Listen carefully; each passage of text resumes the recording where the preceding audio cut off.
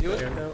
Yes, I mean, it's the kind of the discussion that we had on our tour. I think overall, Bob, I want to just, I've talked with a few of the commissioners, I haven't talked with everyone, but I think again, Kelly and I have talked a little bit, and we talked about the fact that just from an overall basis, we felt that the report wasn't as well done as we would have hoped, and we don't know what was paid for that report, because I felt as we did our tour and kind of walked around, we felt there were parts of the report that didn't go in depth enough, maybe missed some things that we noted, and that might have been helpful even when they presented the report to have walked with city along the beach, or even with us in the city, to go through the report and make us feel like, wow, the amount of time and energy and money that we've put out for this was coming back to us in the report. And I felt there was a bit of miss there. And we didn't really, again, I'm not technical enough to sit here and say, what the cost was for this, is it well done or not well done? I just felt that after looking at some of the stuff that was there, it wasn't as thorough as I would have hoped. So that's just an overall summary level. I think as we walked down the beach, I'll go from where we started. We started on the 4th Avenue stairs. There's some work that needs to be done there that I think just would make the stairways more safe. There's a missing guardrail. There was the conversation which was really relevant to all of the stairways down about the review of the hardware that's put this stuff together. We've got corrosion going on. Is the hardware sufficient enough for the safety? And it sounded, at least within the report, they weren't able to make that determination, that they felt that maybe we needed to get a corrosion expert and just say, how much more time is this? Is it safe? Do we need to replace these or not? And again, there are certain ones that you can tell are kind of heavily eroded versus others that are just stained, and are they good, bad, or indifferent? I don't think we're talking about a huge cost to have someone come and give us that assessment. Moving down from the what was S11 as the stairway at 4th Street, we went to the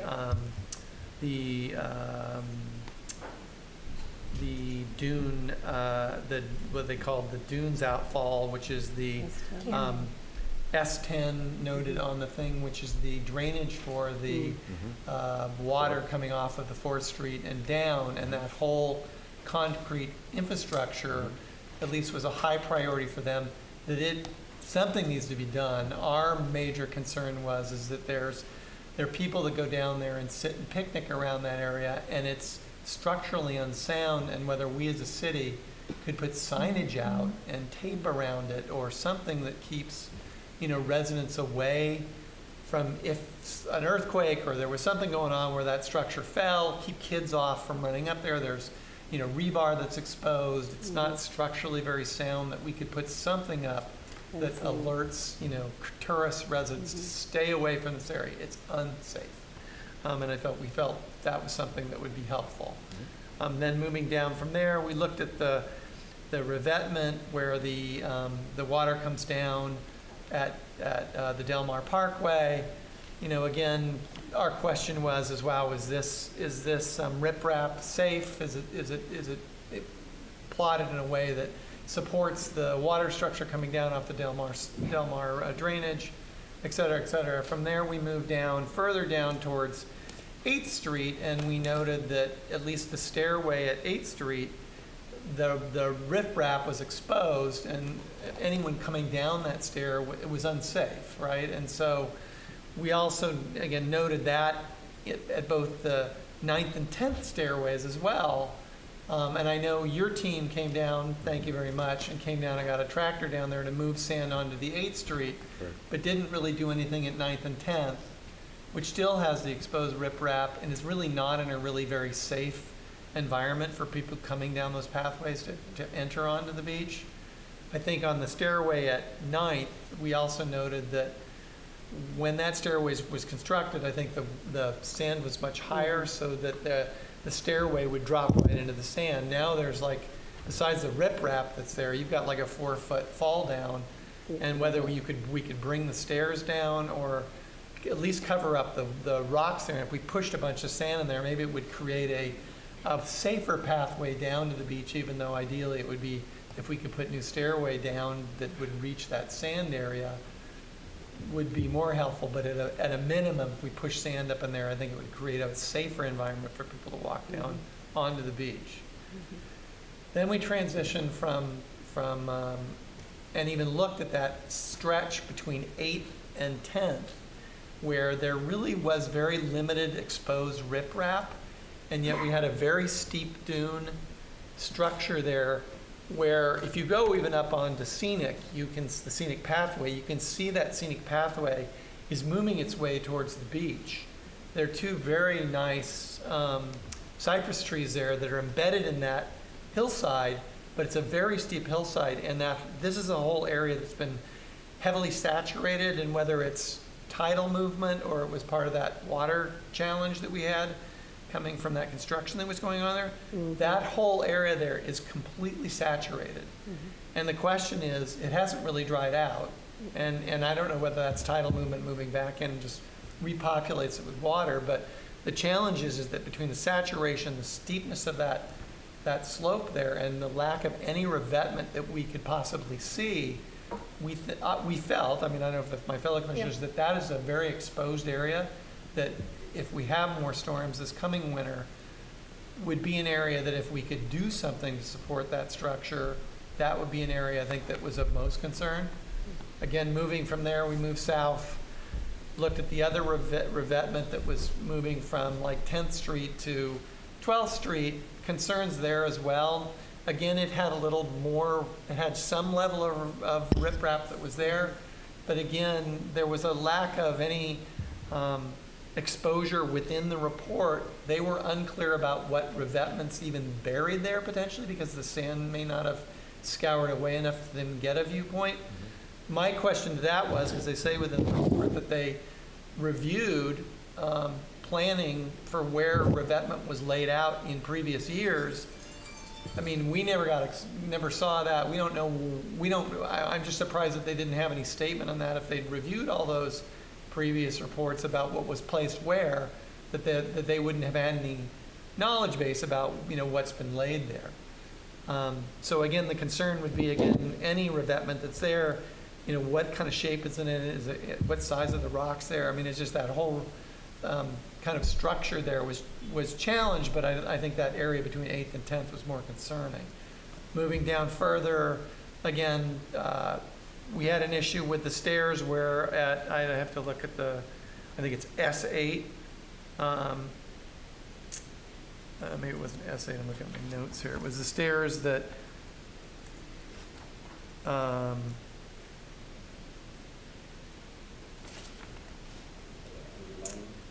it was the stairways where we have a combination of rock, concrete revetment up, and then you go up and then it turns into wood. And that area has always been a concern for me, but if you look at it, and it wasn't represented in the report at all, the handrail is tilting to the ocean. It's pulling from the concrete. And I was always concerned because they were using, what are those called? Jacks underneath it to support the structure of the thing, yet they didn't even bring it up in the report. So I was concerned that they didn't really look at the structural integrity of that wooden walkway. They kind of addressed the rock concrete, and that it had some spalling and some of its what's it called, what's the steel structure, and it was showing on it. So that was a concern, and they just mentioned in general that needed to be repaired. Looking at some of the seawalls too, we were noting cracks along the seawalls that weren't necessarily addressed in the report that could potentially be filled in with, I don't know, concrete or some kind of compound that would keep the cracks from expanding and maybe damaging the seawall. They also didn't address, to some degree, any of the potential drainage coming from the seawalls and whether they're plugged or need to be unplugged, because if they get water behind them, that's going to force the pressure on the seawalls to push towards the ocean. And then in general, I think there was a statement in the report that it's concerning that some of the riprap that's there needs to be pulled out and then re-put back in for structural integrity. And I think that was true for most of the riprap that's there, but there was a section down on the south end of the beach It had a smaller rock structure, and it was an area where a lot of tourists seemed to migrate and sit around, and kids play around on it. It had smaller rock, and it wasn't safe, and that was noted in the report, that needed to be fixed as a high priority because they were concerned that rock would move and something could happen where it would fall on the beach, or kids could be climbing on it and it would collapse. And then we ended at the Martin Way stairs, and those stairs need some fairly serious work on the handrails, and then again the structure around the corrosion around all of the Wasn't there a little area there at 13th where the concrete, where the blocks were, that it looked like some of those higher rocks were not solid? We're not. Yeah, that was what I was talking about with you. But that was riprap that was smaller and was moving. It's where it was actually cemented together or whatever they used. Oh, that could be as well. I mean, I put that in there, and it was noted in the report, so it wasn't something new, and it was a high priority. Okay.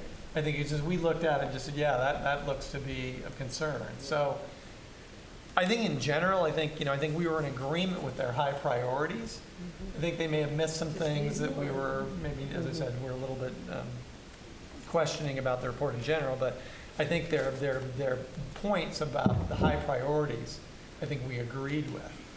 The question is, how do we get at it? Is this something that we can do some kind of, hold hands as a commission to go to the city council and say, guys, we've got an emergency. I know that they've got an August 30 meeting to address their strategic plan, Correct. which addresses some of their budget priorities. And I mean, again, I've emphasized, I talked with Karen Felita down at the beach a little bit.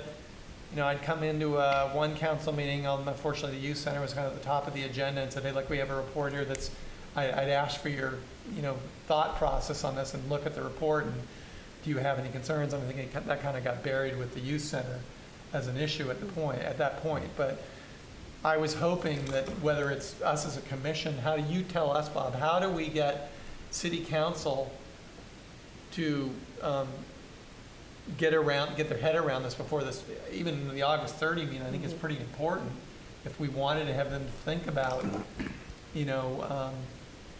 allocating some money, even just to replace some riprap or get some riprap down there, or if even that's a possibility. I mean, things like the safety signs and some of this other stuff that we're talking about, I think is pretty minimal. And I mean, you've got a tractor down there for the covering riprap with the sand, but moving new riprap down onto that beach is going to cost some money, and maybe a challenge because we don't have the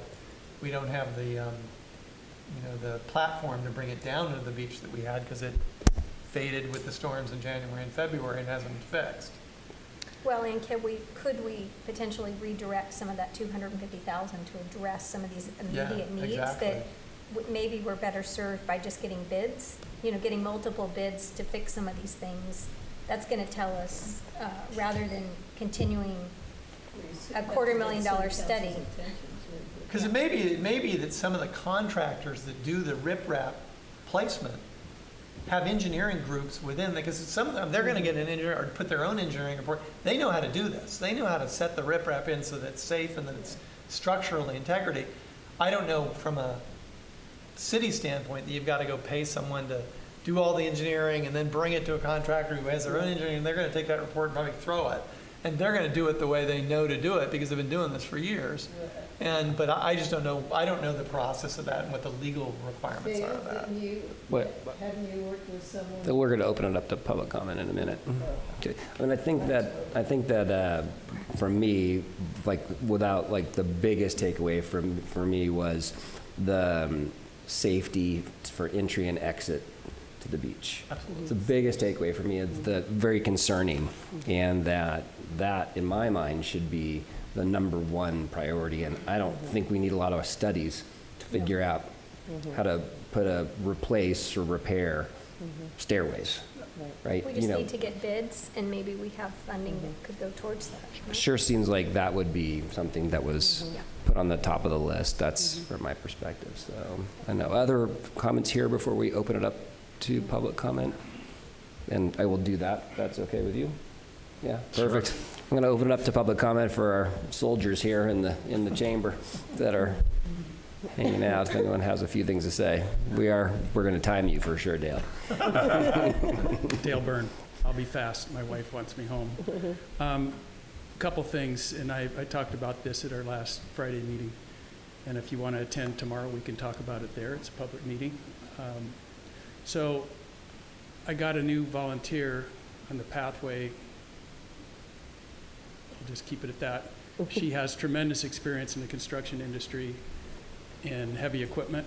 In fact, her husband was working for Granite when he built in '85, when they rebuilt the pathway, so he knows everything about it. She had a contractor the next day without my permission come down there, and he does the kind of work that we're talking about, riprap, moving heavy stones, and he knows exactly what to do and how to do it. So I got a really good education, and it's all possible. It would take 2 weeks to redo the riprap and bring stones down for the area just north of it, the area we talked about. So I'm not saying that we should do that. I'm just saying that if you want to talk to somebody, he can talk to you and he doesn't cost anything. So that's part of it. And I personally believe it needs to be done. That's an emergency situation just north of 11th. It's like this. We've been spending a lot of time. We're building a fence. I just spent a lot of Carmel Care's money to build the fence there. And it could go this year. It could go this year. We have a big storm. Did he give you an estimate? No, but it wasn't millions for sure. Yeah, so It was more in the hundreds of thousands, 500,000. He's still getting back. I just said, give me a swag, and he hasn't yet. But who knows? Who knows? I'm just saying it was interesting. And he could replace that riprap just south of 11th in like 4 days for very little money, because they're just moving rocks. He's got the equipment. Anyway, we can talk about it later. I forgot what the second thing was. I think we need practical solutions Yeah. to some of these. Well, Yeah, and But it's city government. I mean, we try to do things in a more efficient way because we're a nonprofit and we're not the city, but there are some things, I've worked with Bob long enough, there are some things you just have to do. And so we can't sit here and say that it's easy, because it might not be, and it probably isn't. There's Coastal Commission, there's all kinds of things. But it's possible. It's possible to do physically. I had another thing. I'll sit down and I'll see if I can remember. Anyone else from Chambers? It doesn't look like it. Doesn't look anyone online. I don't see any hands up. Closed for public comment. Okay. Well, guess what time it is? No, it's time for the Public Works Director report. Oh, so I don't need to respond to anything? You don't have to. I didn't think you really, I mean, you can if you'd like. No. I just should we thought, go, do you have a recommendation on how we put this part of? This is important too, because you mentioned the stairways. okay, So one of our volunteers is Tim Mallory, and he built those stairways for $95,000 in 1987 in 2 months. He has been badgering me for a long time that he knows how to repair them and how to do it efficiently and cheaply, and he would love to have a conversation with Bob or Chip or anybody else, but he hasn't been able to get an audience. So I would suggest Does he that know about somebody these have an meetings? audience with him, because he might not be around forever and he's willing to do it. So if you want, I can set up that meeting. We'll talk There- tomorrow. Especially some quick things. Yeah. All right, thank you. so, Thanks, Dale. Okay. sorry, if you care. Okay, to Mr. Chair, respond. yeah, there's a lot here. Let me, I don't want to send offense. I'm going to try to provide some input, some background. The report that was done by Harry Kasunich it was a macro level, big picture, 30,000 foot, because before we didn't know how many revetments we had. We didn't know which one, and it sounded like they were fairly accurate what the priorities were. It was never the intent for them to drill down to this ladder, which is good, the beach tour, this report, what you stated, Commissioner Sowers. This is good. This is micro level stuff. Very good. There's probably more to come, but this is a hell of a good start. So the report might not have been perfect, but it was never intended to drill down to this level of detail, which is why it kind of ties into the $250,000.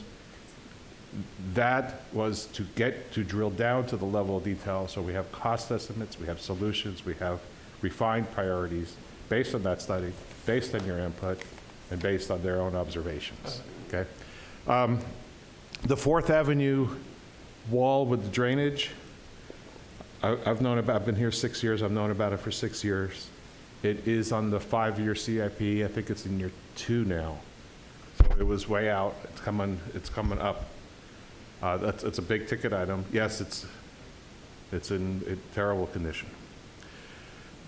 When I presented to the capital improvement plan to the city council back in March and April or whenever that was, April, May, made it loud and clear that we had just presented that report to the Forest and Beach Commission. Had a little box, 6 revetments, 4 are bad, 11 beach stairs, 9 are bad, or whatever it was, okay? I made that loud and clear to them. We got $250,000. I told them I don't have an exact cost estimate, but this is it's obviously going to be multi-year. This is millions of dollars. That's what we got. We got $250,000. It is appropriate on August the 30th. That's what the whole strategic planning workshop. Welcome. I mean, they encourage public comment. That's a good time. Go in there and say, hey, maybe not this level of detail because you might only have 3 minutes. But certainly there's concerns on, out at the beach, and we need to address them. There were some things that were said, and I tried to take some good notes. The immediate safety things, that kids crawling up on the rocks and the rock's going to fall and crush them, that concerns me. I'm responsible for public safety on the public parks and beaches and stuff. We'll do the best we can, but this is a full gamut of things. We don't have the resources. We don't have the funding. So we're not even close. So we have a tidal wave of a problem. I have a cup. A tidal wave of a problem. I have a cup. Beach exit stairs. Yes. A lot of this. I mean, the stairs have been being repaired since that gentleman built them in the 70s. We've had a report about the Gravy structural engineering report from, 15 years ago. We fixed all the main things. And I think I might have mentioned this before. They need to be rebuilt. Yes, we can fix the corrosion on the handrail. Yes, we can fix the one stairs. We can remove the jack. One of our volunteers. we can do the little things. And then we'll continue to limp it along. I told the city council it's time to get serious and do some rebuild. We have to be careful because I know Mary's here and she knows the Coastal Commission pretty well. If we rebuild it in kind, we have a much faster turnaround than if we have a whole new design. Say, hey, we want to make this completely different, circular circuit, whatever. We're going to be there for a long time before we built anything. So I think the intent is to rebuild it in kind, similar, style, but solid. These things, we can only make a car with 400,000 miles. It ain't going much further. What else do I have? Oh, and then some of the stairs were damaged, especially at the lower parts, 4th Avenue stairs, from the storms. We spent untold number of hours working with FEMA. We gave them invoices for hundreds of thousands of dollars, trees, beach exit stairs, the pathway on San Antonio where the fence stuff fell over, Mission Trail, flooding, all kinds of stuff. I believe of the $190,000 of invoices we sent, we're getting a check for $3,000, which doesn't cover even anywhere close staff time to go after it. That's a lot. Okay, so that's the federal government's assistance. Have to be careful what I say on TV. Okay, so that's really, again, to kind of recap, yes, we knew about some of these things. We have a long ways to go. If the city council declared an emergency, boy, that we can't bypass state law, but it does allow us to contract things faster. It doesn't mean we have the regulatory approvals to do so. But if we do it the traditional way, every one of these jobs is a public works project that requires state law, or state public works contracting code, plans and specs, public bidding, award contracts, get bonds, blah, blah, blah, blah, blah. months and months and months and months and months and months. If you would declare emergency, does that somewhat go away? Yes. Short answer is yes. Not entirely, but, for example, the contractor still have to pay prevailing wages, but we might not have to get 3 bids. We might, might be able to, boom, hey, buddy, go out there tomorrow. Okay. But that's something that council has to, The council would have to make, well, and this is just a workshop, so they couldn't make any final decision there. the 30th. On the 30th, hey, give them input, and then the next council meeting or whatever, they can say, we're now declaring an emergency on our beach, if they choose to do so. Okay, well, thank you very much for allowing us to have this discussion, and we will move on in our orders of business to the Public Works Director's report for July 2023, including the Forestry Division report. And we're going to put a timer on it, okay. Yeah, the chair kind of told me I don't have any time whatsoever on this, so I will. I felt it. Quick highlights, Bob. I felt this big. I will talk as fast as I possibly can. I hope you can hear it as fast as I can. If I may, Mr. Chair, I'm going to combine June and July into one so that we don't have to go back and forth and back and forth and back and forth. Okay? Please. So let's talk about city council actions related to forestry, parks, and beach items. Big item, August the 1st. Last week, the city council awarded a contract to Bowen Engineering for $139,000 for the Mission Trail Nature Preserve to remove the 10,000-gallon water tank, the pump house, the power pole, and to decommission the well. Okay?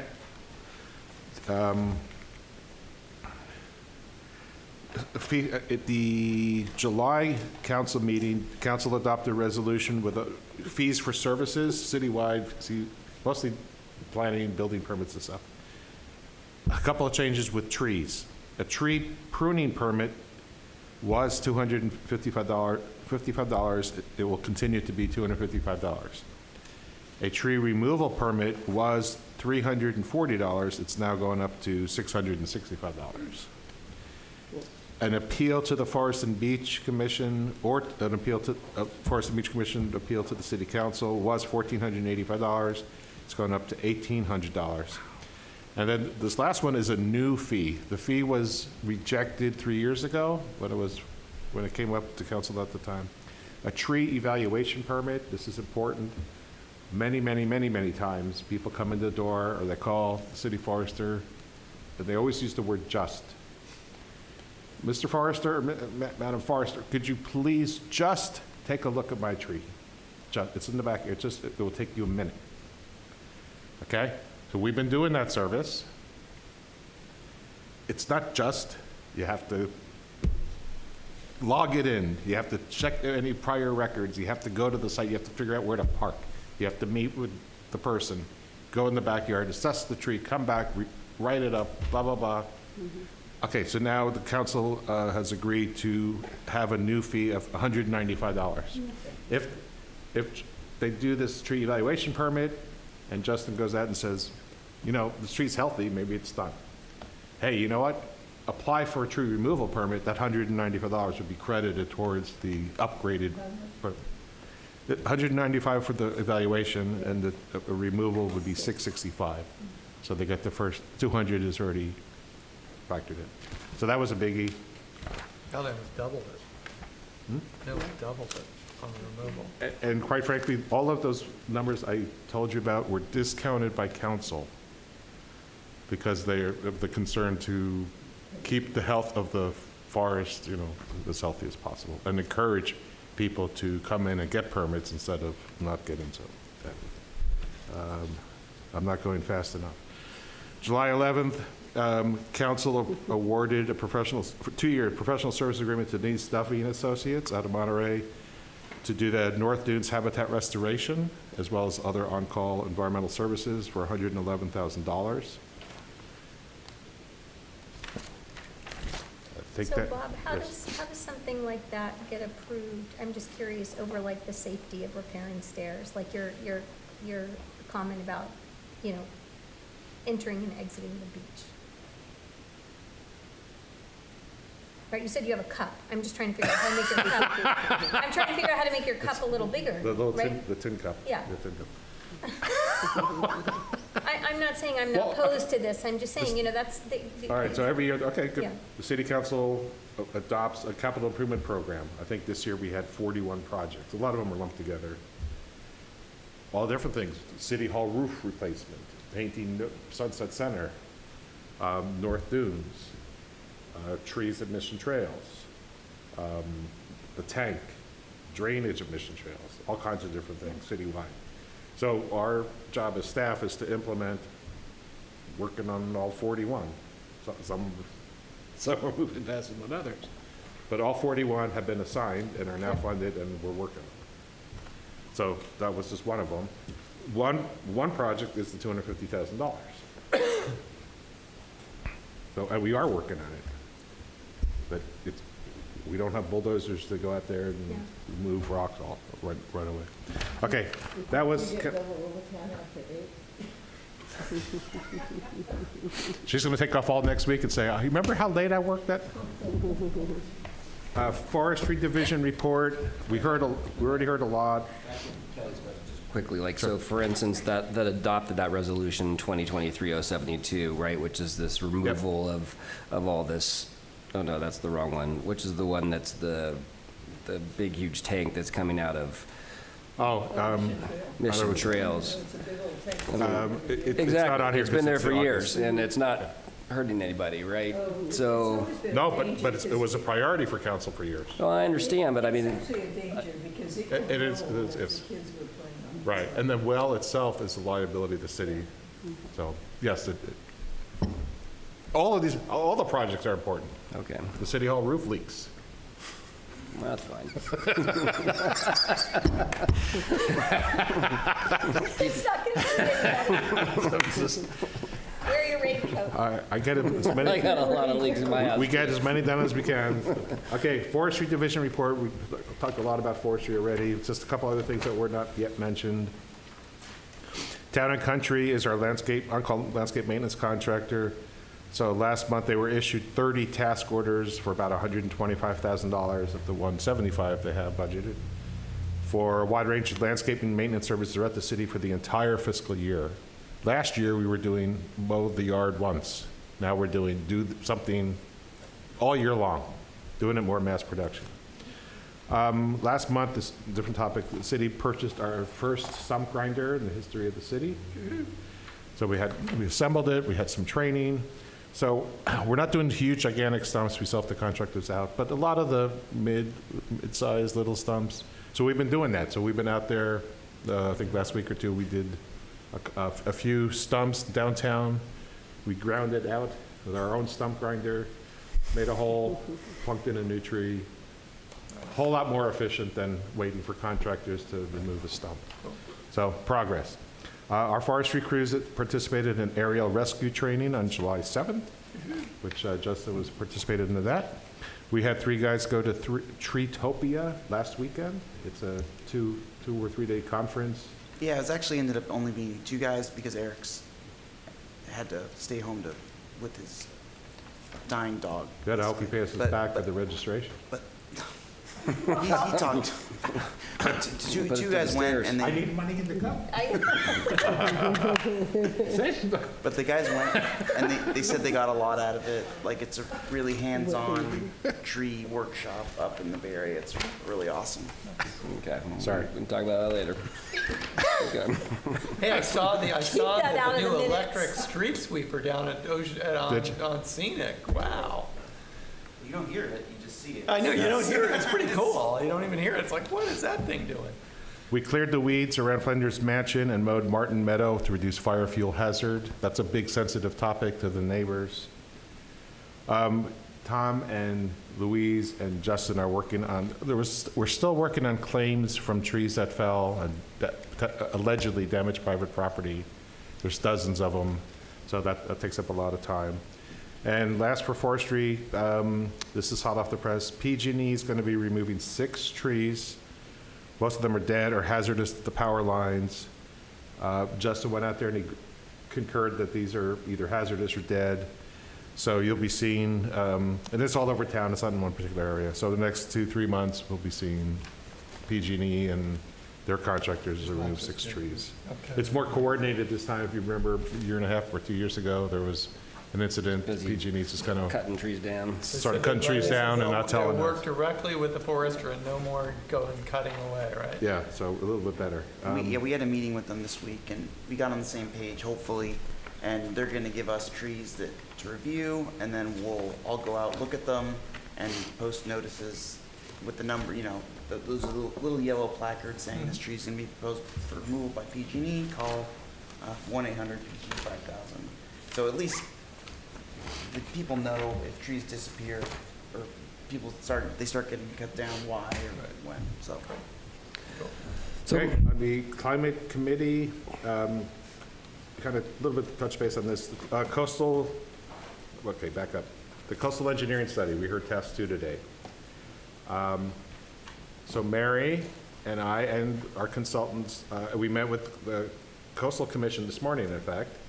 We're going after a $500,000 non-competitive, which is great. It's called an LCP grant. This will fund phase 2. All more planning.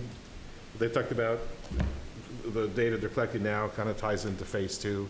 Phase 1 we paid for was $175,000 city funds. Phase 2 is $400,000. It's all going to come out of the Coastal Commission, plus some money for reimbursed staff time or whatever. Oh, the people who presented tonight, their next work is $400,000? They will get an amendment to their agreement for $418,000 to do a whole lot more studies to keep that going. I asked the question, I get a pat on the back, can any of this money go to fix revetments, fugitive rocks? You're talking about the Coastal Commission. Coastal Commission this morning. They have $500,000, they want to, don't even have to compete, just fill in the form. We did, that's something to do. Can we spend any money to fix revetments, fix the stairs, fix anything?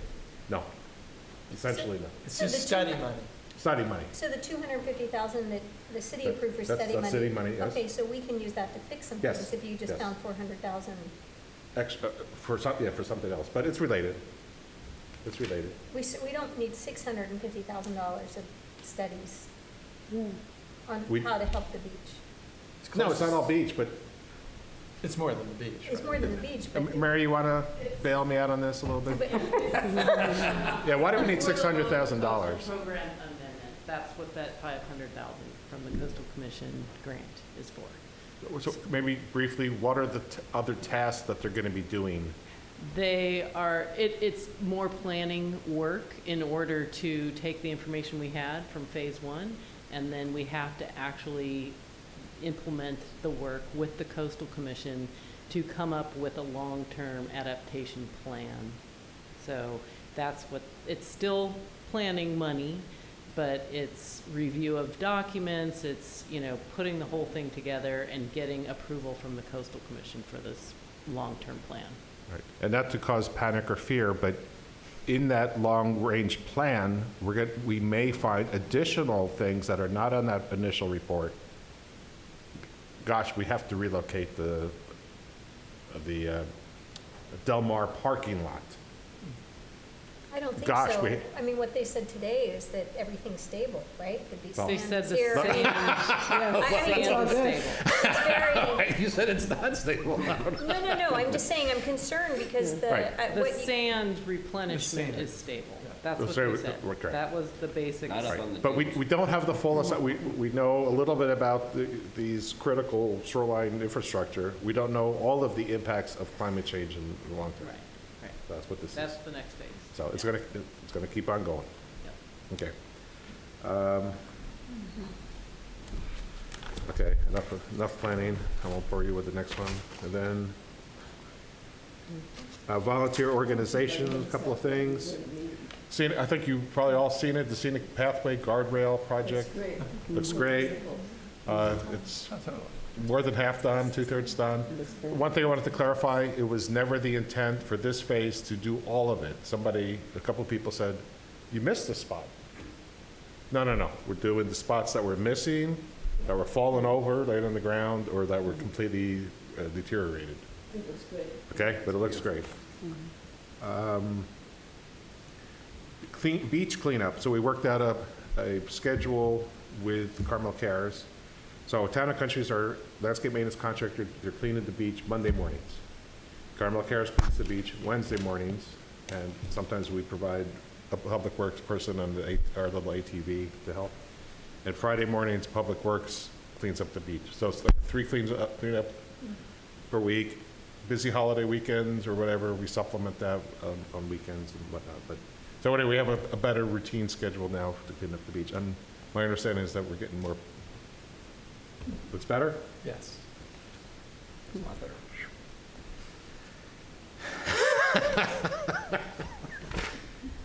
Almost done? Hang in there. That red light's been blinking for a while. The median minder, Carmel Cares' median minders program, they report they have more volunteers now than ever, so it's still expanding. The median minders, people who live nearby, they adopt the median, they maintain it. Great program, great community engagement program, and it gets a lot of medians looking good. I guess back in June, along Carmel, they had the marquee signs and the new signs that say "Keep Carmel Beach Clean" with the little trash thing. So they did that recently. They cleared out the hillside along the Lincoln Street Trestle Bridge. That hillside was very much overgrown, and it's all cleaned up. Okay, that's it for volunteers. Miscellaneous. Scenic restroom doors, the mahogany doors that they expand when it gets hot and they contract when it gets cold, or vice versa, I don't know. They kept getting jammed the whole time, ever since they were built. What's that? I said they expanded too much. Expanded too much. They would get stuck, people would get stuck and call the police to get them out of there. So we got our contractor, they modified the jams, they modified the doors, and we added a new closer. So those are better. Oh, good, that's a good thing. That is a good thing. So did that require all the state laws and 3 bids and all that kind of thing to repair those restroom doors?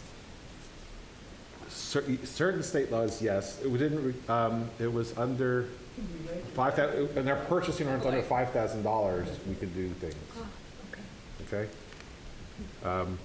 As Commissioner Sowers mentioned, we rented a Bobcat last month or so. The exposed rocks at 8th Avenue. Apparently we missed 9th and 10th or something. Find out more about that.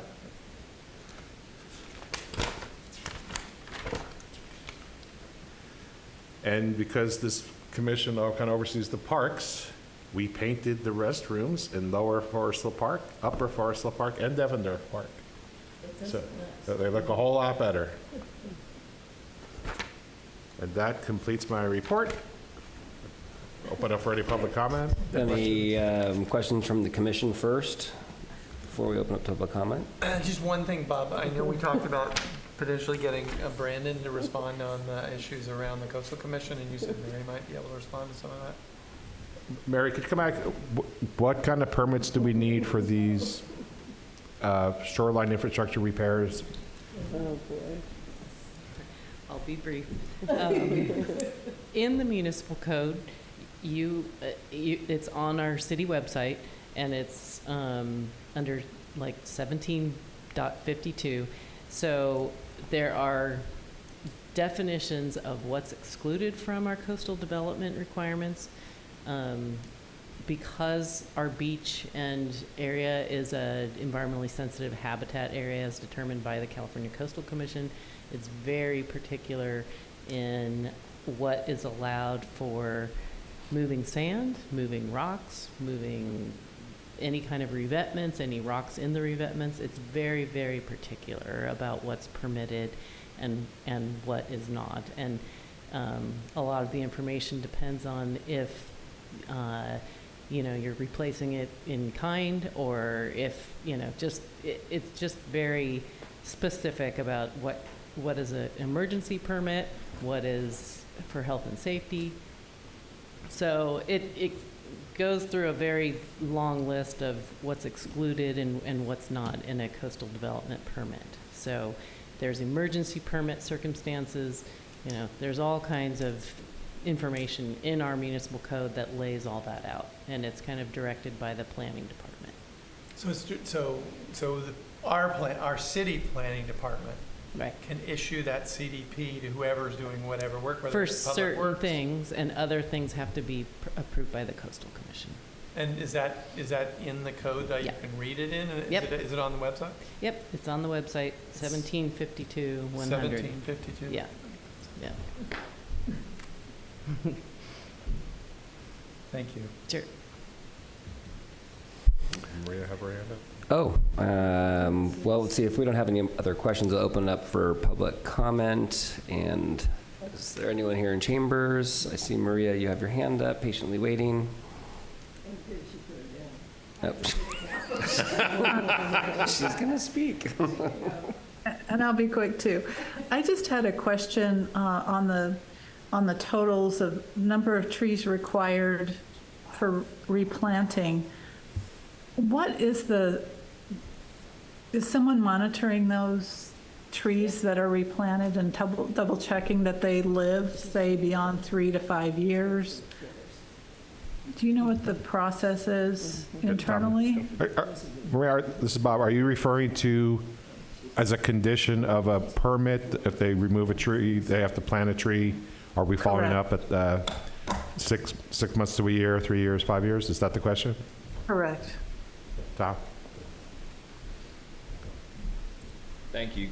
Great question. Justin and I feel free to take this, but we were just discussing the other day, in the previous I believe it's been almost 2 years since midway through COVID, I think, was about the last time that our forestry division had gone out individually to properties to be able to verify whether the replantings actually happened. At a council meeting recently, they had said, we fully agree, we need to get back on track. We know exactly what permits were issued since the date of the last check. I believe that council had suggested a check 1 year later, and then either 4 or 5 years later. I have it written down, I can't remember exactly. But the municipal code itself actually says how often we need to go back and check. It's around those same parameters, but we are going to implement that. No, we have not checked in the past year or two. It'd probably be wise of us to send out an email to, each approved permit application has email addresses. We should probably send out some type of mass email. Hey, we're going to be scheduling these. We have the locations of the tree. We're going to come out and make sure that it's healthy, and if not, discuss replanting and next steps. So we will fulfill both our municipal obligation and council's directives to check up on that.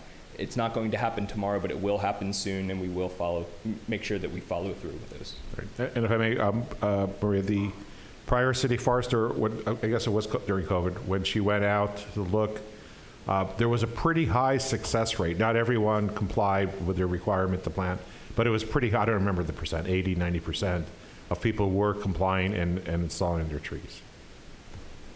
Okay, let's see, any other public? It doesn't look like it. I'm going to close public comments then and move on to future agenda items. Right. What's for breakfast? Doesn't look like there's any future agenda items, and with that, at 8:14, Yep. meeting's adjourned.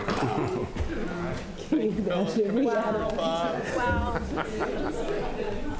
That's a marathon.